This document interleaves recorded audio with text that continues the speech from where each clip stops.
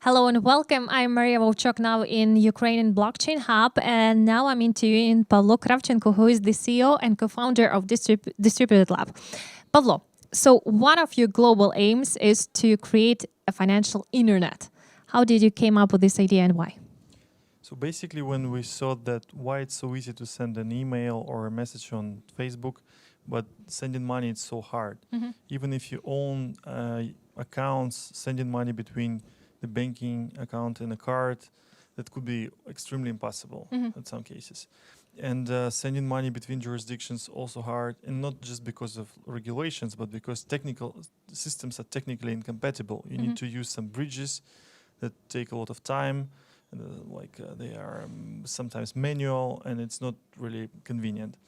And if we are talking about some other assets like securities or commodities, they are not digitized at all in many cases, and they don't have any APIs, no mobile applications, or like some registries. So, but underlying logic of moving an asset, an ownership right for an asset, is the same, even if it's tomatoes in the warehouse, or money, or gold, or stocks.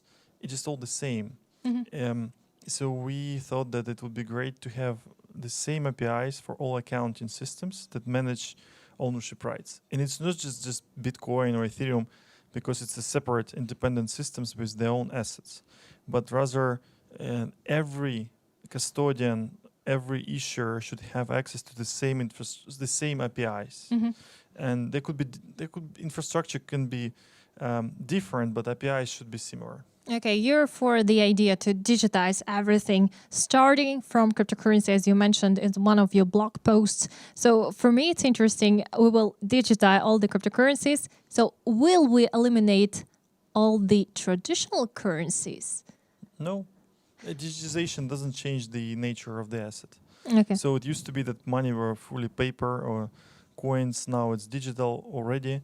And the tokenization or true digitization means that accounts are managed via cryptographic keys.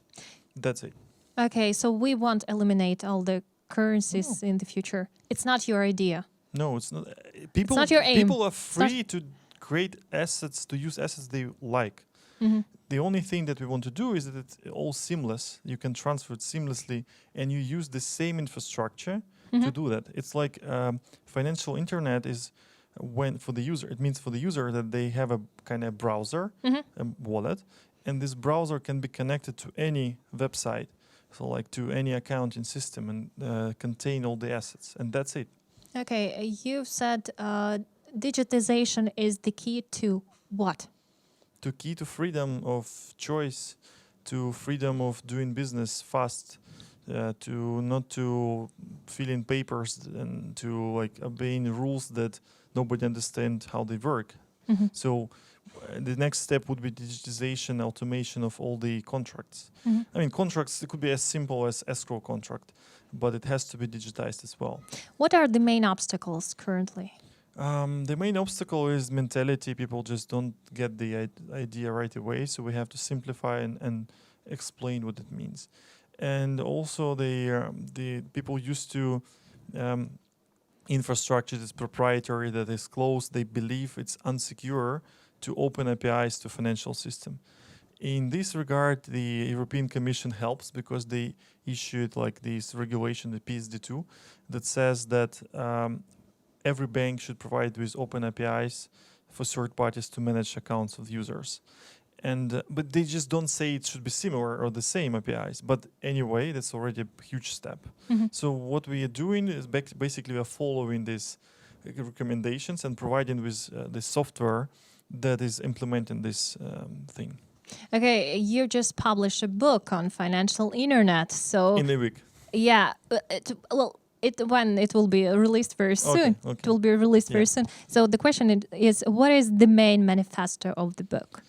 Main manifesto is that we should build a financial internet as an independent set of systems, set of independent systems. We should not talk about the global chain or global coin or global consensus. It's rather the freedom of choice of the software, freedom of choice of the communication channel, and freedom of choice of the asset. Yeah. So like that has some consequences that are simplifying a lot of problems for the user.